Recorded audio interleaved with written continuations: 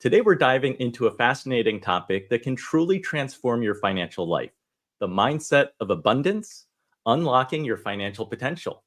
For some of you, this may feel a little bit woo woo, but studies by Stanford psychologist Carol Dweck on the concept of a growth mindset have shown how our beliefs about our abilities can significantly impact our success. Noah, how can affirmations help somebody to dismantle these long held scarcity beliefs? And how do you replace them with thoughts of abundance? Well, absolutely. As you mentioned in your introduction, I'm actually the father of afformations, not affirmations. Just to let you know, we're using a new word here. It's afformations, AFFORMATIONS. That's something I invented 30 years ago. It's a methodology of using empowering questions rather than statements.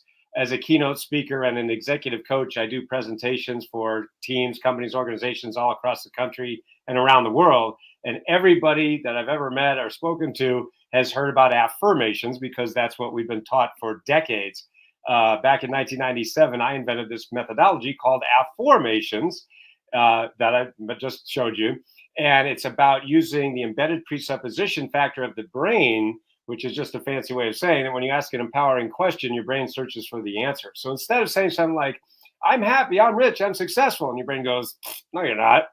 Right? I invented instead the process of affirmations, which is asking empowering questions like, why am I so happy? Why am I so successful? Why am I feeling so great today? Now, when you ask an empowering question, what it does is it immediately changes the subconscious thought patterns in your brain. And this is something I've been teaching my clients for over 30 years. And so we have so many stories of people who have made more money and started their business, grow their business. I had one client who went from $60,000 in debt to a six-figure income in less than 12 weeks. And many, many stories like that. So that's how powerful this my affirmations method is. But hey, if you like affirmations, you can keep using them. But for those people who are frustrated with their old way, the affirmation way, you can always try the new way, which is affirmations. Okay, so today we'll be talking affirmations. Do I just have to get over myself? Like Noah, in the seven-figure expert, you discuss habits for financial success. Can you talk about, like, do I have to get over myself? And then, like, which daily habits would you say are most crucial? Absolutely. It's a very, very important topic. And yeah, something I've written 25 books about. And so, yeah, that daily habits are so important. I mean, I grew up poor in a rich neighborhood. So I know that sounds like a total cliche, but it's true. I grew up in this little town called Kennebunkport, Maine, which is one of the wealthiest communities in New England, in fact, the entire country. But my family was dirt poor. I mean that literally because we lived at the bottom of a dirt road in a drafty, unfinished house that my parents ended up losing to foreclosure. So the point is, I grew up with this scarcity mentality like we've been talking about. So it took years and years and years and reading and going to every seminar and reading all the books out there. And that's when I realized that highly successful people are actually doing these habits every day, but they don't even know they're doing them. So I created something that I call the power habit system, the power habits of unconsciously successful people, because I realized that highly successful people, yes, they're doing these conscious habits, but it's just like the iceberg principle. 10% is visible above the surface, 90% is below the surface of consciousness. They don't even know they're doing it.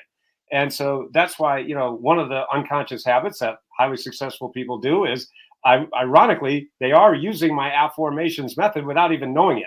They're asking empowering questions like, why can't I do it? Why am I able to do this? Why am I so lucky? Right? And they're asking these questions without even knowing it. And therefore, they can never teach it to you. So that's why, yes, you got to have the conscious habits. You got to do everything that people talk about. But it's also important to understand, what are you doing unconsciously to hold yourself back from the success you're capable of? By the way, one of my clients said that, by not having these habits in place, it was costing him $1 million, and he decided to hire me. I made him 1.8 million in 10 months just by putting these habits in place. No, I want to get a little insight into what types of questions to ask. Like, if you have somebody who has negative money scripts that are driving scarcity-based financial decisions, what are the right questions to be asking oneself to make a change?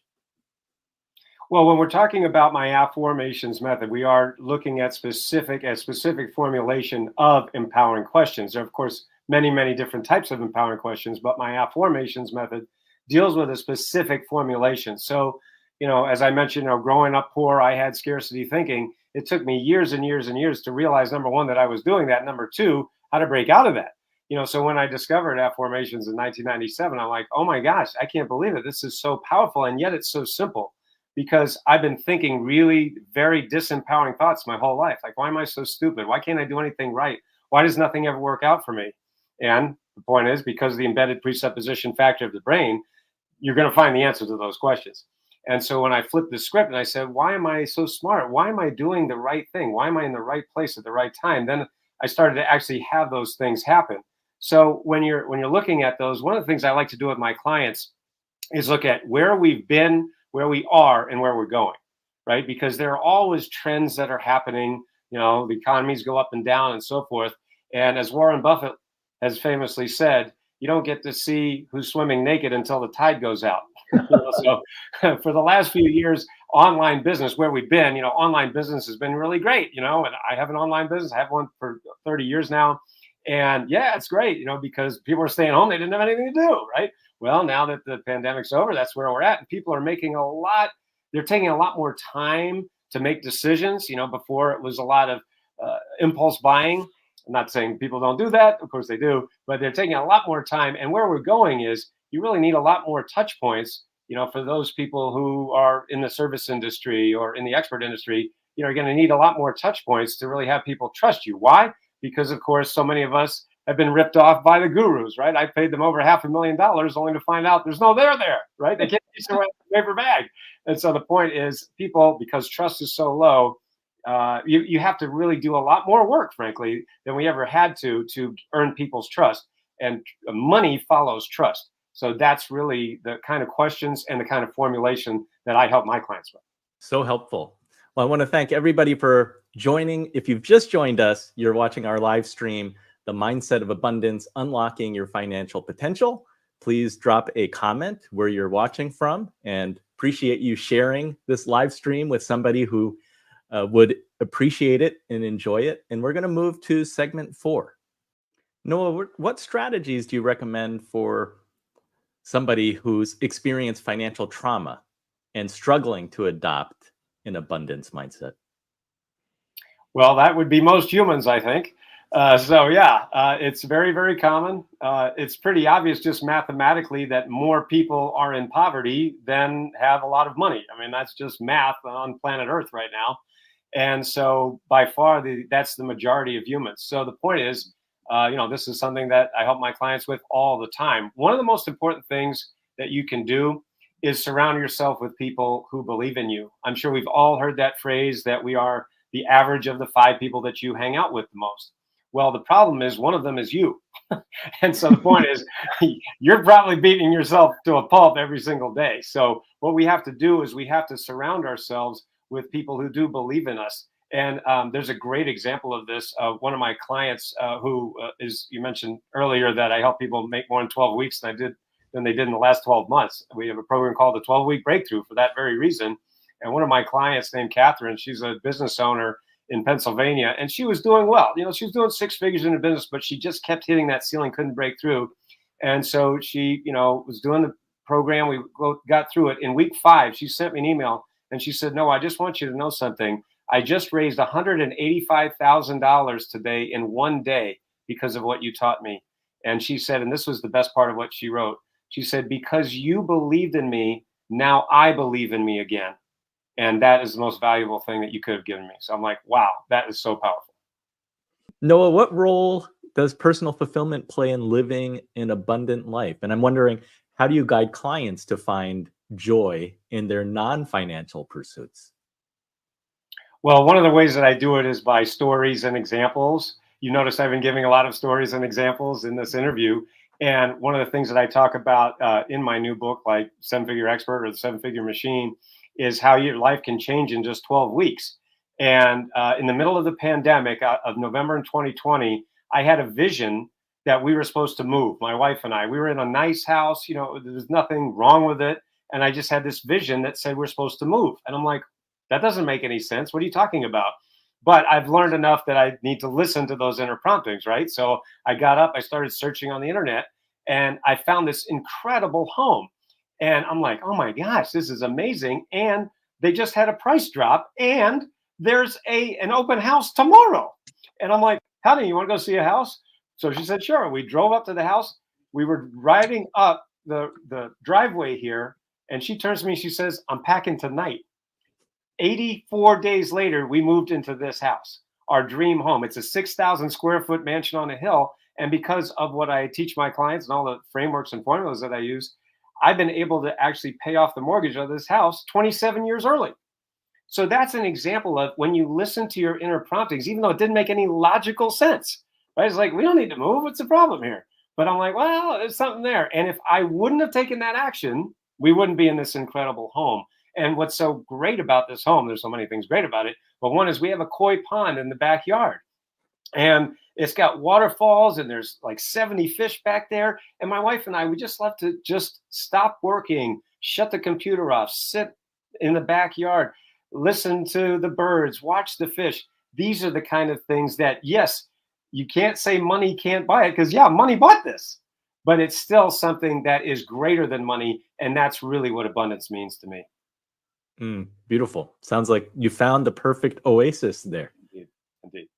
We're going to leave it there. I want to thank all the inspired moneymakers for joining us and watching and listening. As we wrap up today's episode, I hope you're feeling as inspired as I am by our conversation on the abundance mindset. What's your big takeaway today?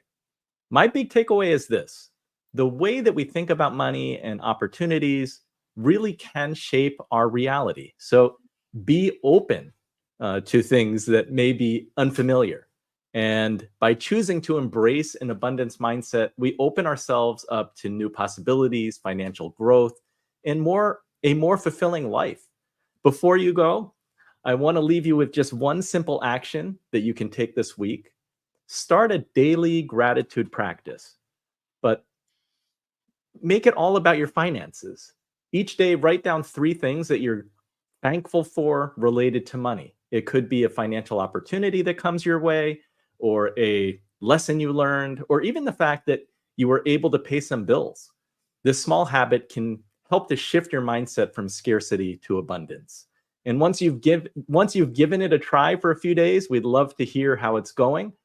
Share your experience on social media, tag us with the hashtag #InspiredMoney, or send us a message at inspiredmoney.fm/Andy. We're excited to see how a small change can make a difference for you. Dr. Noah St. John, you can achieve extraordinary financial results in just 12 weeks. Check out his book, The 7-Figure Expert, or one of the other 24 books. Very impressive, Dr. Noah. You can find him at noahstjohn.com, or 7, that's the number 7, figureexpertbook.com. So thank you to all our guests, our panelists who make this show special in what it is. Until next time, do something that scares you, because that's where the magic happens. Thanks, everyone.